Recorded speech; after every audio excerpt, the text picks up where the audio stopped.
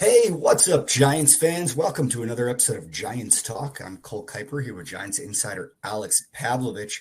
We've got arbitration discussion, already trades, and much more. The offseason is here and stuff is happening in the world of the Giants. Before we get started, Giants Talk is presented by Mancini Sleep World. Mancini Sleep World's Black Friday sale is on with savings of up to $1,200 on top mattress brands. Plus, for the first time ever, they're having a 14 days of deals starting on November 14th. That means every single day they will feature a brand new limited time deal with everything you need to upgrade your room and home. Don't sleep on this. Visit your local Mancini Sleep World or visit sleepworld.com. All right, Alex, the most exciting part of the year is here. We're talking arbitration. You sound like you need more sleep. I've been battling a head cold. It's probably sounds worse for our podcast listeners than anyone else in my life, but I've been fighting this off for 2 weeks now, man. Gotta get back on that Mancini's. I'll talk long on every answer today. Thank you. You're doing me solid. Yeah, we go from Rule 5 to arbitration, which is this time of year, and generally a little sexy stuff that fans love.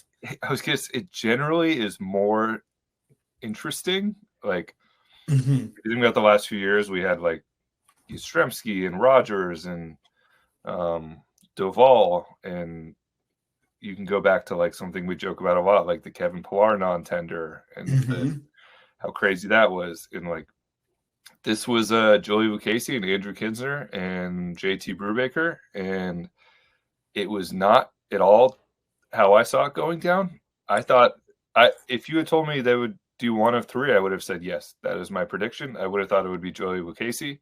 Yes. We saw him quite often last year. Thought he was pretty good. He was reliable. He was solid. Yeah. Wasn't, blowing the door off anyone, but definitely someone I expected to see in the bullpen in 2026. He is left-handed, most crucially. Yes. Which is when you're left-handed and you get outs, you always have a job. So a bit of a surprise. Brubaker, we saw him at the end of the year. I think I don't know that we have an evaluation one way or another. It was a small sample for him, but they feel like he can contribute more to next year. He was, cheaper as well. And I think maybe they feel better about their left-handed depth than we felt during the season. Mm-hmm. You look at it, and they do have three left-handed relievers currently on their 40-man, and Eric Miller, Matt Gage, and San Martin, who they just got from the Reds. But I was a little surprised. Lucchesi was effective last year and is a veteran, has experience doing that. I mean, a couple of these guys, this group doesn't have as much experience. And I think the other thing I think is worth mentioning every time we have these pitching conversations is that Landon Roop and Eric Miller both had elbow scares last year, and both are confident they'll be fine. And Eric told me at the end of the year, if they had made the playoffs, he thinks he would have been able to come back, but it's an elbow scare. So it's, you never know what's going to happen. So you want an extra layer of depth here, I think, from the left side, but not a huge deal. But just a bit of a surprise, I think, the way it went down. Yeah. I have to imagine this means they have something in mind for the left-handed side. There's someone they're already looking at. But I don't really see any other explanation for why this happened. Well, I think there's probably going to be three more. Yeah, that's fair. Types in spring training, which is totally fine in the way they should go. I'm more curious, and it's the holidays, so I'm not going to call anybody to ask this question. But if you're going to choose one of them, I guess I was surprised it was Brubaker instead of Lucchesi. But long off season, these are non-guaranteed to an extent, and we'll see where this goes. All right, what about backup catcher position as Andrew Kinsner was DFA'd?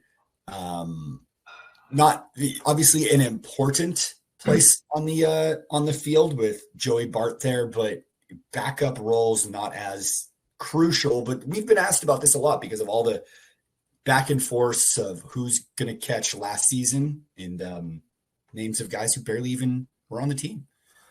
Backup catcher is interesting because you don't want to spend too much on backup catcher, but then if Patrick Bailey goes down for a couple weeks, you're and you need it so bad. Oh, this is, And then you always kind of look up and go, there's not a whole lot. I don't think anyone's ever been happy with their catching depth chart in spring training. Like there's always 6 dudes there, and you're like, okay. Like it's once you get to like 3, you're like not thrilled. Right. You know, Kinsner was the guy last year for most of the year. In the second half, he was the guy behind Bailey. Rodriguez, I don't think you want to go into next season with him being the guy. I think it's like you can. If he's your number 2, that's a little risky given that he doesn't have that much catching experience. Yeah. And you're, again, like Patrick Bailey's been really reliable from a health perspective, but you're like one spring foul tip away from having a guy who's never been in the big leagues being your opening day catcher. So I think they will add somebody, an Andrew Kinsner type. You know, this happens every year. Stephen Vogt type, Kirk Casale type. They'll add somebody. Yeah, they'll add someone to that mix, maybe a couple guys to that mix. But that's going to be a minor part of their offseason. Yeah. Elsewhere in the Giants moves, they made a trade. Was this with Gabe Kapler? I mean, I saw some people say was this the first Kapler Posey trade? And you either have to say it's a Posey Peter Bendix trade, who's Gabe's boss, or a Gabe Zach Manassian trade.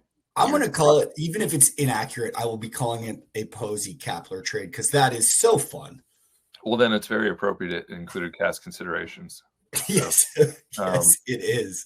Yeah, it's Joey Wiemer, somebody I think we've seen a little bit of. Like it seems like Milwaukee has 5 of these guys every year.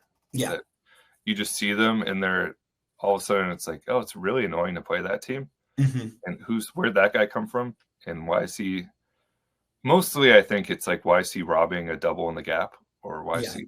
You could go through the roster and just list all these guys and be like, they constantly have these guys. But he was one of these guys where I'm like, oh, a couple of years ago, you see him flash a little bit. I hadn't even really realized where he ended up because he's bounced around.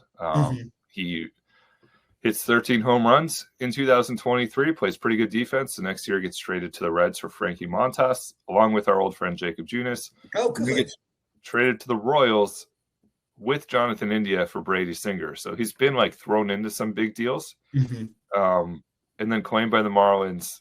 Yes, claimed by Gabe Kapler's Marlins. He hasn't played much in the big leagues the last couple of years since those 13 homers. I think for me, what stands out is just the defense. And this is a clear trend now. You can go back to Drew Gilbert at the deadline and Justin Dean a couple weeks ago. And now this guy, like it's good outfield defenders, which that's going to be weird. Like we're not used to that. So it's like Grant McRae is a very good defender, but we're not used to the depth chart, I think, being this good defensively. And having multiple options when it's time to do that defensive switch late in the game. Or just more like, we'll see where some of these guys end up and who gets sent to AAA and who gets outrighted maybe and things like that. But just having better defenders in AAA as well is going to be helpful.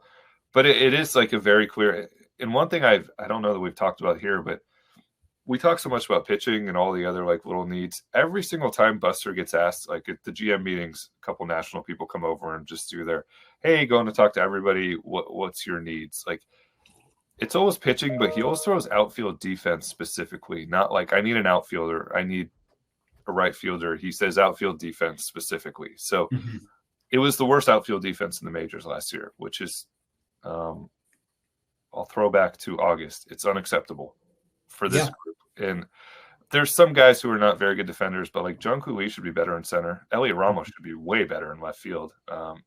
He'd say, I've had that conversation with him. Like he was very disappointed with the way his season went defensively and is working on it and is hopeful that he's a plus defender next year. But I think that's going to be one really easy thing to pinpoint moving forward is like, it's been years of talking about getting better defensively in the outfield. And this is like pretty targeted now with getting some guys who are, Wiemer doesn't have a whole lot of big league experience, but what he does have is, you look at like outs above average. He's been an above average center fielder in the big leagues. So he's a very good outfielder.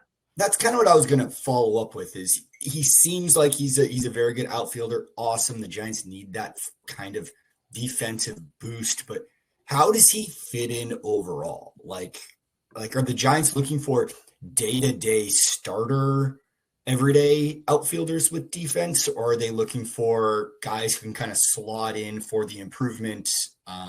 Or are you going to tell me that these things have a way of figuring themselves out? No, this time I won't. First of all, I looked on his baseball reference page anyway, and it's Joey Wiemer. Wiemer. Pronounce correct way. It's early in the morning. We're learning Wiemer. Middle school must have been tough. Yeah. Well, when you're a good baseball player, probably that's true. It goes a lot. No, I won't do. I think we'll see other moves before spring training, but I think what you're seeing is this is almost a Farhanization of this 40-man here, where I think you are similar to Farhan coming in and being like, sometimes you can't necessarily go to the top of the depth chart. You can backfill though, and you can, you look at the outfield depth chart right now and what they have, and they have 10 guys, 10 of their 40 are outfielders, which is insane unless it's like an incredible group. This is not that. But, I mean, Justin Dean, Encarnacion, Gilbert, Jung-Hoo Lee, Luciano, Matos, McRae, Meckler, Ramos, and now Wiemer. Like, there's going to be some changes here, and it's something we've been talking about for a few weeks, and they've gotten through these roster deadlines without having to make changes, but they're not coming to camp with these 10 guys on their 40 men. Like, this is an easy place to look when they need spots, when they sign guys.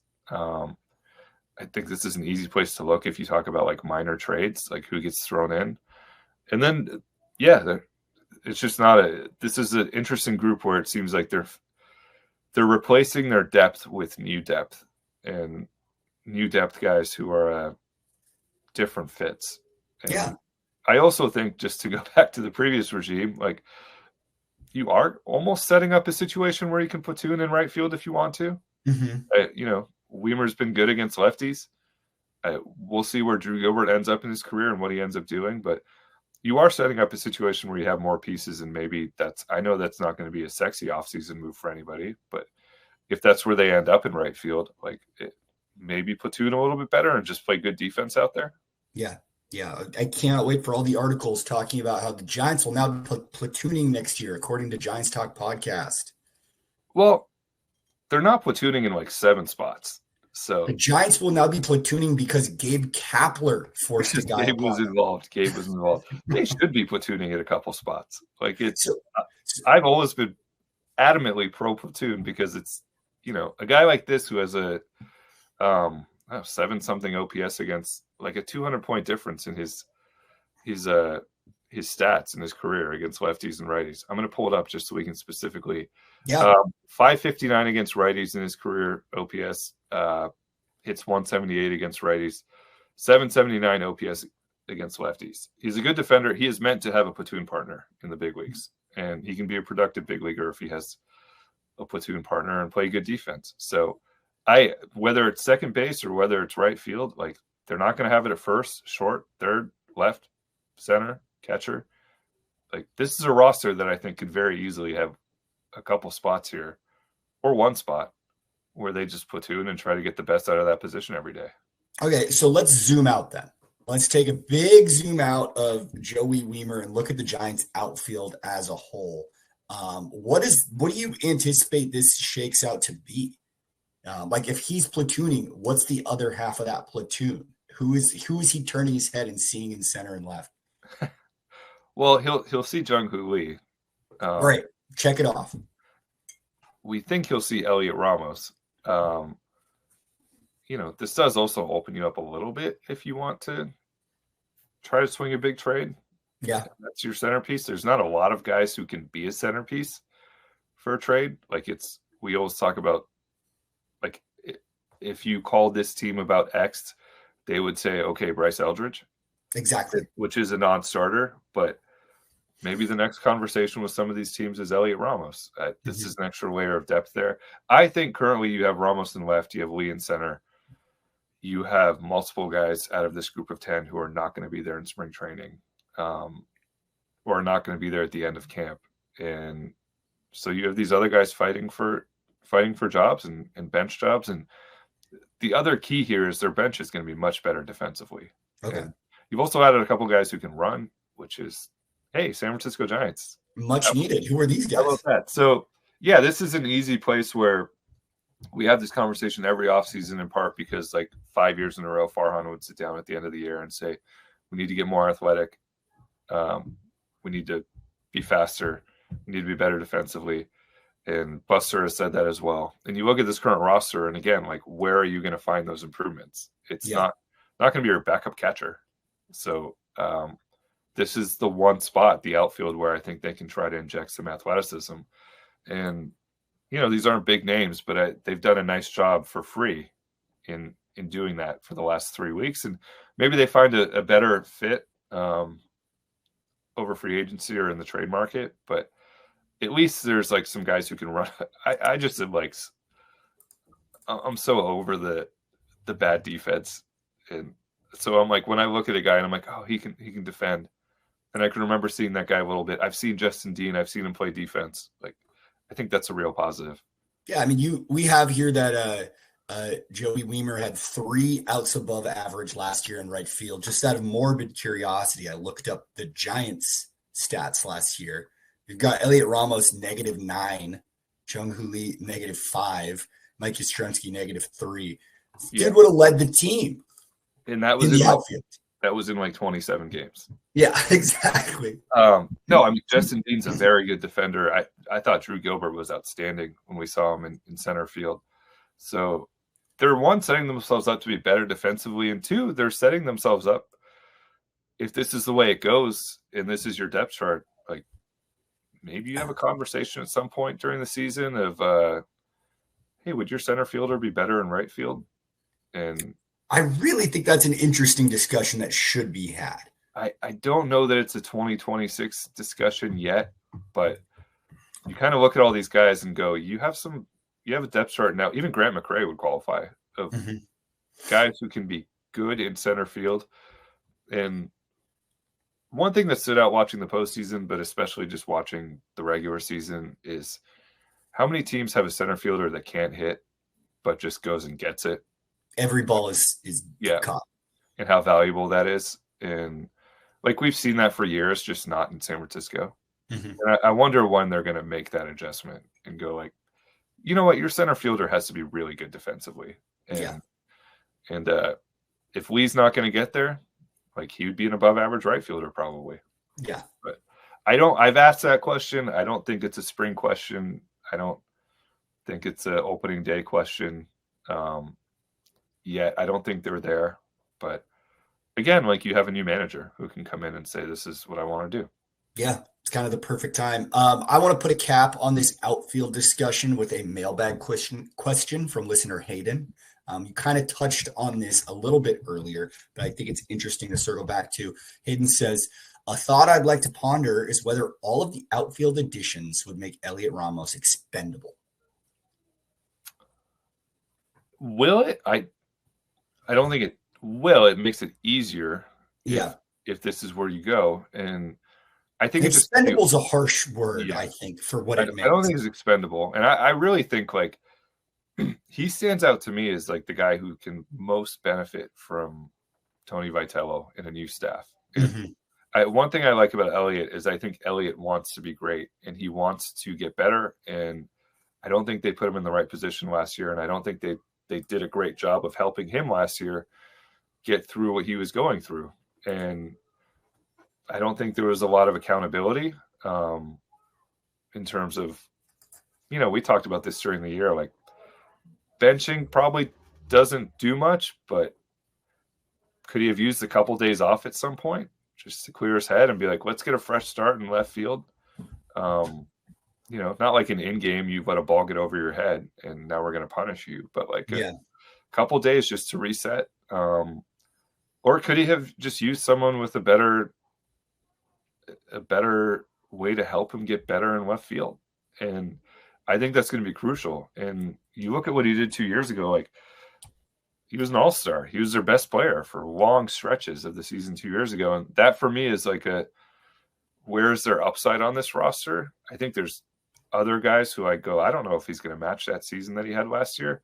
Elliott should have a way better season next year. Like he's entering his prime. He's physically there. He wants to be great. He wants to put the work in. So he stands out as somebody that I think the new staff should look at and go like, we can get a lot more out of this guy. Yeah. By the same token, like, yeah, there's not a whole lot of guys. This is not like a trade idea, but let's say you call Minnesota and say, we want one of your starters. Like there's not a whole lot of guys where you can comfortably start a conversation. Yeah. Say like, I don't want to name names, but like, there's not a lot of guys at AAA where you just go, what do you think of that guy? Yeah. Like, no, they're going to go to Bryce Eldridge. They're going to go to Carson Wisenhunt. Maybe they're going to go to Elliot Ramos.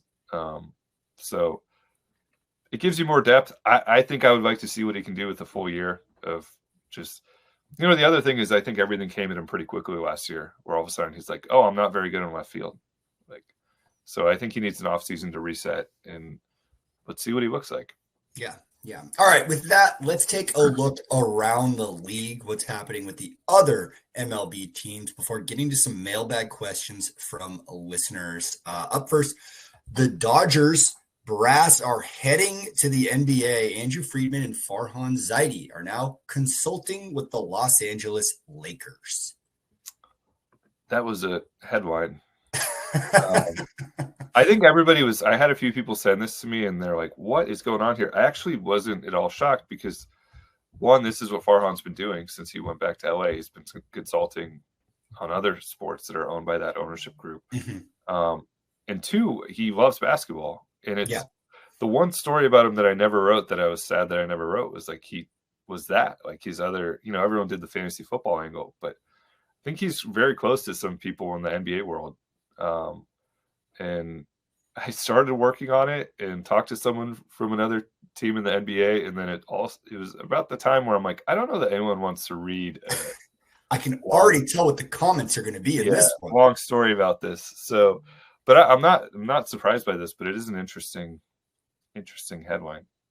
Yeah, coming straight off the Cleveland Browns MLB discussion we had an episode or two ago. We're getting a lot of entanglement with other sports and in front office and management. Yeah, I wonder if in 5 years we're going to look back and be like, this was all kind of dumb. Like or we'll be the other way and it'll be like, wow, Giants manager Steve Kerr has been a godsend. Yeah, it seems like I don't know. It seems like there's not that much you can help with. No, so. Baseball seems because of the lack of man-to-man adjustments that every other sport has. Baseball seems so wildly different and so better suited for statisticians and nibbling on the edges than I just think for any sport, and this is no disrespect to these two guys, like they're two of the brightest guys in baseball. This is for anything. I think it's like so presumptuous to think that someone who's good in baseball is going to have something to offer beyond someone who's been doing this in basketball for like 20 years. Yeah. So I don't know. It seems like we're seeing a bit of this right now. And at some point, I think we might look back and be like, that never really led to anything. Yeah, it would have been fascinating to be podcasting during the Michael Jordan to the White Sox era, Alex. We would have gotten some real good content out of that. Equipment here would have been horrible. Yeah. I don't know. Good for everyone who's getting a consultant fee, I guess. Yeah. But it doesn't seem like, I think short of like people going to another, and I'm sure Tony's gone to like football practices. And sure. Especially in college. Yeah. And seen some of how, and I'm sure he's talked to basketball coaches and stuff and done some, I don't know that there's too much that can carry over for like a front office. Yeah, I don't think so either. Elsewhere in Major League Baseball, big trade. I don't know. We can decide on this. Is this a blockbuster trade? But the Rangers and Mets swap Marcus Semien and Brandon Nimmo in the odd 1-for-1 mega contract star deal. Now, this was an NBA trade. Like, yes, this was an NBA trade. Well said. Maybe I take back what I said. Are these guys, do we count them as like brief Giants talk subjects? I don't know that we ever went too deep on either one. I really wanted Marcus Semien on the Giants. And let me tell you, I talked to Marcus Semien when I was writing my book, and Marcus Semien wanted to come to San Francisco. Yeah. So, I guess that contract isn't aging great, but it's not. And I think that could be part of the trade. Yeah. Good player. Good dude. Fascinating trade. I kind of like it. I think some people didn't get it. I'm like, okay, I kind of like it for both. Yeah, it's one of those things that seems like it makes sense for both. But Brandon Nimmo's been one of those guys who's been a Met forever, right? That has to be kind of heartbreaking for a fan base. I'm a fan of, like, I guess I don't know if this is a true challenge trade, but just like this is not really like doing much for us here. So yeah, let's see if we can do something elsewhere. Now, is it possible that this is like, hey, we need to open up an outfield spot to get one of the top guys? I think it is. That's what I immediately assumed, was that they're clearing out, they're taking Semien on for the infield so they can now start serious discussions with like Kyle Tucker. Yeah, or Bellinger. Yeah.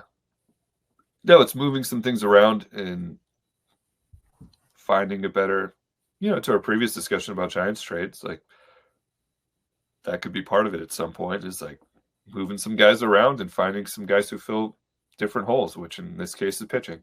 Yeah. All right. That's all we have going around the league. We have mailbag questions from listeners, though. Before we get to those, Giants Talk is presented by Mancini Sleep World. Mancini Sleep World's Black Friday sale is on. We're talking bedding bundles packed with pillows, sheets, and more, plus recliners for less than $300. Don't sleep on this. Visit your local Mancini Sleep World or visit sleepworld.com. Okay, Alex, first question in today's mailbag collection is from Kathy. Kathy says, Tony V spoke very highly about Hunter Pence. Any chance Hunter goes from broadcasting to coaching? Before you answer, I will just say, of course, Tony V spoke very highly of Hunter Pence. He fits the Tony Vitello mold better than like any previous Giant I can think of. If you had said like, no, Tony time traveled and coached Hunter, it would make perfect sense. My stock answer to this, and you are probably just as sick of it as these things figure themselves out, is that these guys don't want to coach. And yes. If you follow Hunter on Instagram, I think he's very happy with the life he's living, not waking up. Well, he's probably already wakes up at the crack of dawn, but not doing the extremely intensive preparation and lifestyle needed from a MLB coach, especially one on a young, scrappy, trying to prove themselves coaching squad run by Tony Vitello. But you didn't see where I was going with that. Okay. The difference with Hunter is he lives in San Francisco. He does not have. He's not uprooting anything currently. So if he's in a better position than most of these guys to actually do this, and he's already involved with the Giants and is around quite often. But yeah, I think the problem here with a lot of guys, and I don't want to speak for him, and I haven't asked him this question. I think a lot of times it's like I could get 90% of the way there, but to your point, like, yeah, when you have that 2 weeks in July where you can go to wherever, like Australia or wherever, we know Hunter travels a lot. I think that's always a thing for some of these guys. I've talked to some of them in the past where they're like, I could do a lot of that, but I can't give you 8 straight months every single day, never getting a day off, not going to weddings, not going to. So I don't want to speak for him. I think he actually might be a candidate down the line to do something like this. I just think in general, most guys don't want to commit to the every day. That's why those special assistant to the XYZ roles really look nice. Oh, it's perfect. Yeah. And as someone who does TV, the guys who jump in and just do that, do your 40 games or whatever. Yeah, that's the dream. Walt says, Elliot Ramos ranked 5th in hit by pitch, and it decimated the third base position over the course of 3 weeks. What can be done to change the hit by pitch umpire guidelines? Is that something the front office or ownership can discuss with Rob Manfred? I'd like Buster to call Manfred and just make like the Karen guys call. Are getting hit. Hey, generally guys who are at the top of that list, and Elliot qualifies, are standing very close to the plate. Yes. And are, it's just part of it with him. The other thing I will say is this is one of those where you watch your team every day and go like, these guys are getting drilled. This is ridiculous. This guy, how many guys are we going to get hurt? How many close calls are we going to have here? When's someone going to throw at someone to stop this? And then you look at it and you go, the Giants are I think they're 12th. Yeah. Hit by pitches. So it's the Giants got hit by 66 pitches, which is right around the middle of the pack. Seattle's up at 89, Minnesota, St. Louis, Los Angeles Angels, Mets. So where's Toronto on that? Oh, are you hitting coach? I was just wondering about in the World Series, that guy waggling his hand in the middle of the zone to get hit. That guy, they're at 65. That guy was probably 63 of them. Yeah. No, hit by pitches is always funny to me because it's one of those where fans get so fired up about it. And this team does not get hit by a lot of pitches. Yeah. They actually are right in the middle of the pack. Do you remember the Barry Bonds era where he would just lean that elbow in, dink those pitches off? It might as well have been an intentional walk.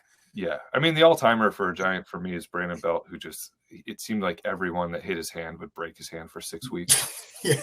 And at a horrible time sometimes. But yes, if the Giants are going to call Rob Manfred to complain about hit by pitch rules, it would have been in, 2021. Current Giants don't have an issue with it. Yes. But good question, Walt. AJ says, listening to the Rule 5 part of the show, and I have one name for you as a big-time success story. Forever Giant Dan Ugla.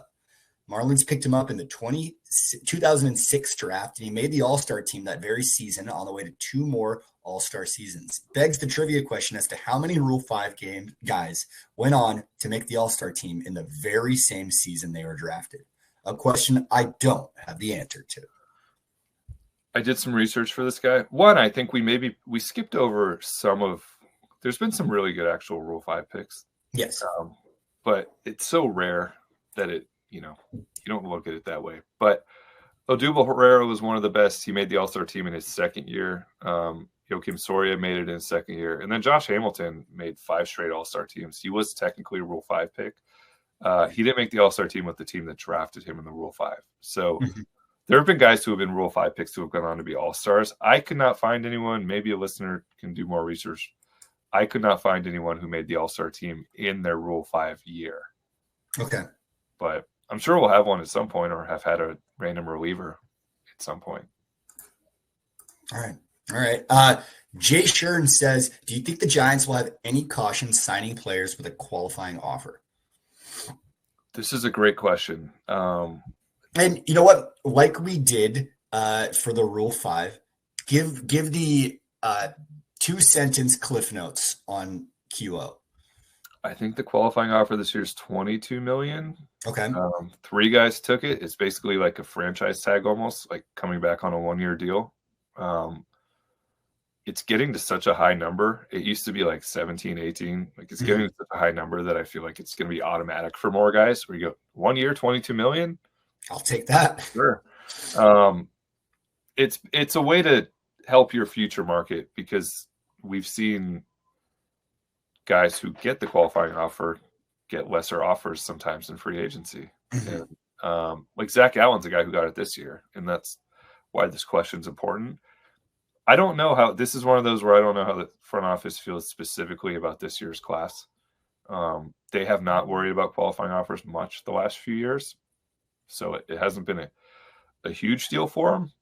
At the same time, we did a whole thing last week about first-round picks and high draft picks and messing those up. And you do give up a draft pick when you sign these guys, so don't necessarily want to keep doing that.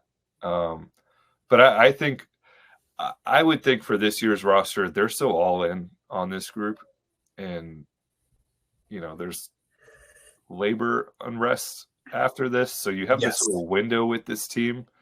It's an older line, not an old lineup, but a bunch of guys who are older and walked into long-term deals that might not look great in like 4 or 5 years.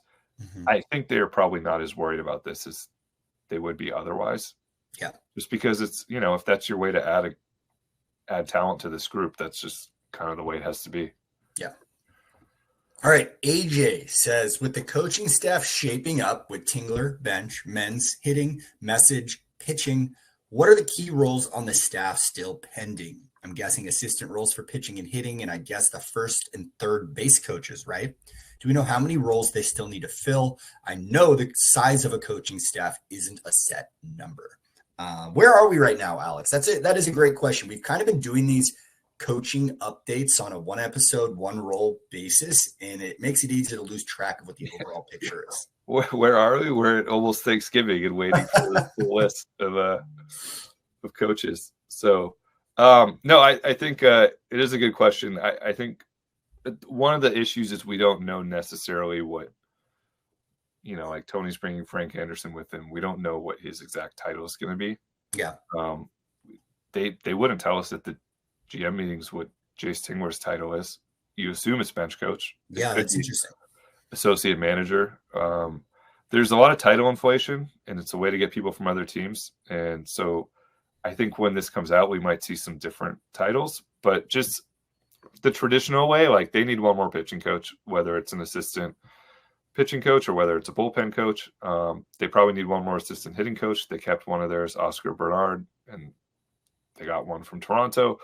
Probably need one more there. And then the base coaches. But I think I wouldn't be surprised if we see them take advantage of what some other teams have done to get some talent on their staffs, and especially maybe get some more experience on the staff. And I look at like what Los Angeles has done. They have a field coordinator, a major league field coordinator, who is Bob Guerin, a former big league manager.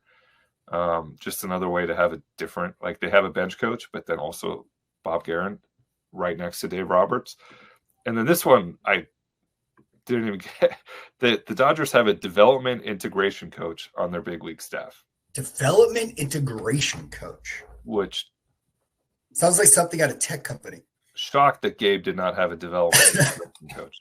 But it is a way. Development integration coach. It is a way if there's a talented young coach somewhere or a talented older coach somewhere who Tony would like to add to his staff and like doesn't necessarily have the bench coach role or doesn't have the hitting coach role available. You can throw something in there. Yeah. And create something for him. Yeah. Yeah. Get real fun with it. I want to see some I want to hear next year other podcasts be like, did you know the Giants have a vice manager? I just get some wacky titles in the mix. I want like head of so-and-so.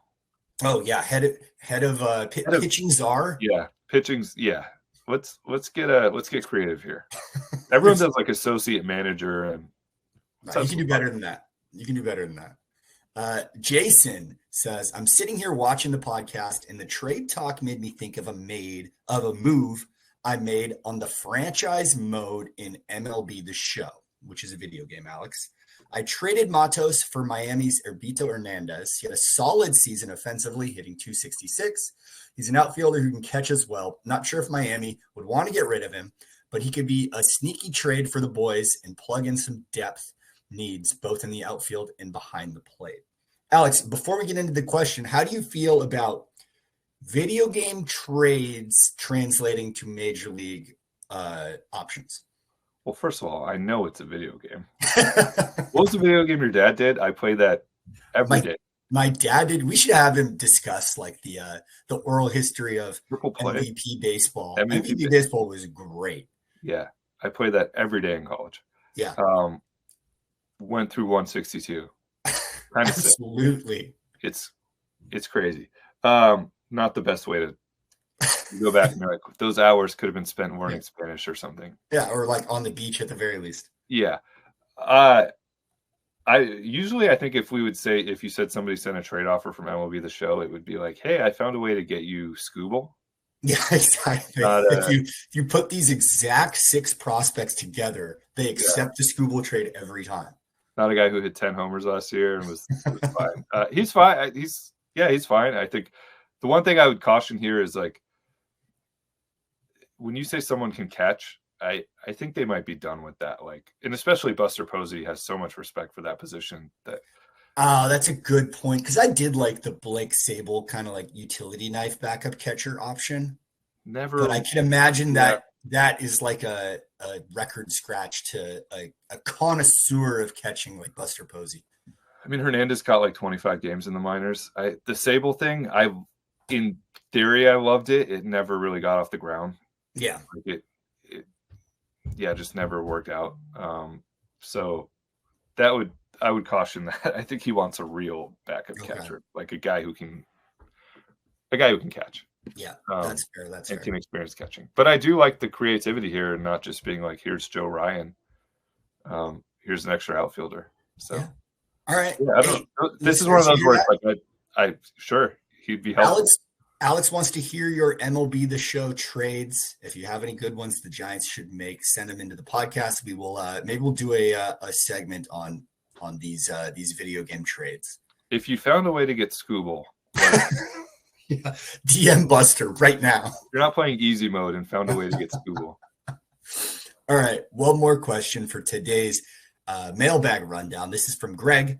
Greg says, do the Giants' successes in their real estate ventures, i.e. Mission Bay, Visa HQ, directly affect the spending on baseball players, or is that a separate business entirely?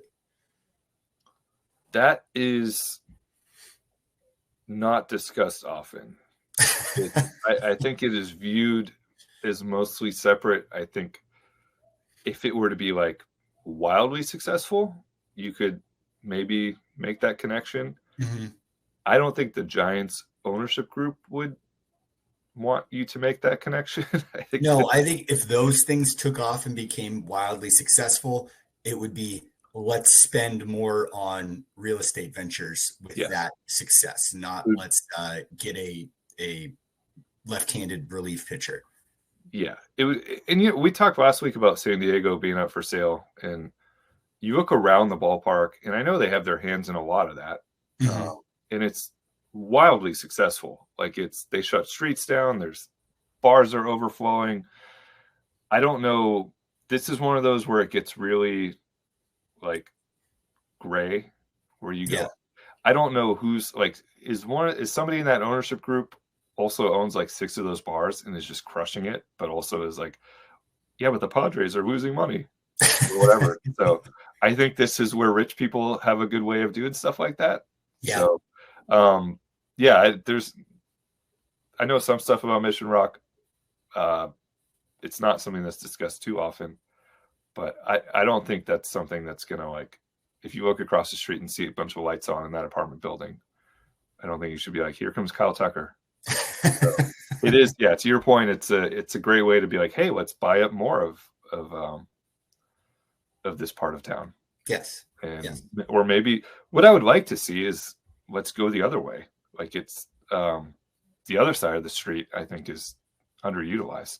Oh, absolutely. Do you remember in the World Series era how much that street was firing with Pete's, Pedro's, Momo's, all jam-packed?